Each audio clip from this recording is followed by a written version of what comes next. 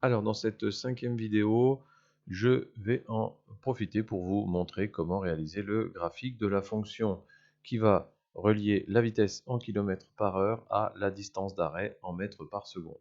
On aura cette représentation graphique qui va se présenter ici. Alors pour commencer, il faut faire insertion. Ensuite, on va prendre nos nuages de points et nuages de points reliés avec une courbe lissée. Voilà. Ici, nous n'avons pas sélectionné de plage de données, de données, donc aucun graphique n'est affiché. Donc, pour lui indiquer quelles données prendre, il faut sélectionner des données. Vous avez donc la fenêtre qui s'ouvre. Pour sélectionner des données, je vais sélectionner la première plage de cellules, c'est-à-dire la vitesse en km par heure. Maintenant, je dois sélectionner la distance d'arrêt. Le problème, c'est que si je sélectionne la distance d'arrêt, comme ce n'est pas joint à cette sélection, il va me désélectionner ce que j'ai fait au-dessus. Alors, pour pouvoir faire une sélection avec des cellules qui ne sont pas les unes à côté des autres, il faut laisser appuyer la touche CTRL. J'appuie sur la touche CTRL et je sélectionne l'autre série de données. Donc on voit bien que les deux séries ici sont prises. Ensuite, il suffit de cliquer sur OK. On a ici l'affichage de la courbe. Allez, on va un petit peu la mettre en forme. Cette information-là ne nous est pas utile, c'est rien, donc on peut la supprimer. Touche supprime du clavier.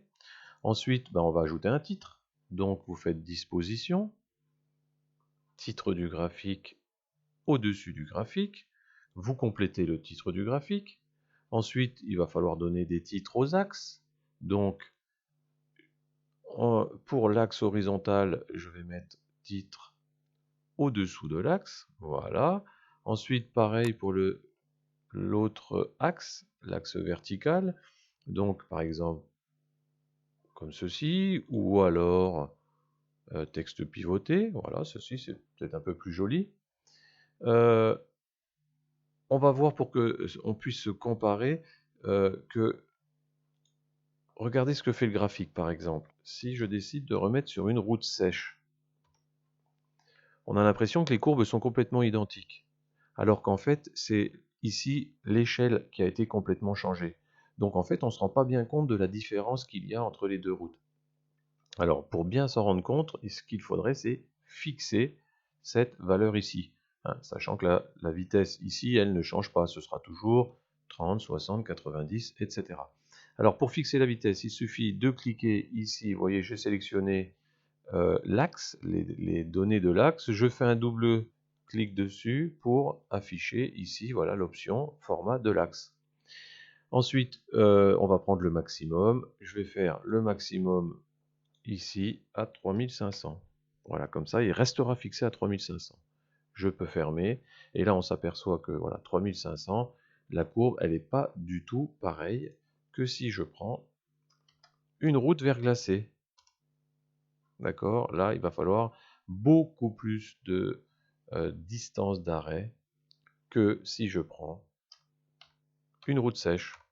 Là, on voit bien l'évolution de la courbe. Alors, une fois que vous avez fait ceci, vous pouvez très bien le sélectionner, faire un clic droit, faire copier. Ensuite, vous ouvrez un document Word, vous collez votre graphique, vous collez votre deuxième graphique sur la même page du document Word, et ensuite, vous pouvez m'appeler pour que je vous donne l'autorisation d'imprimer. Voilà, cette vidéo est terminée, je vous remercie de votre travail.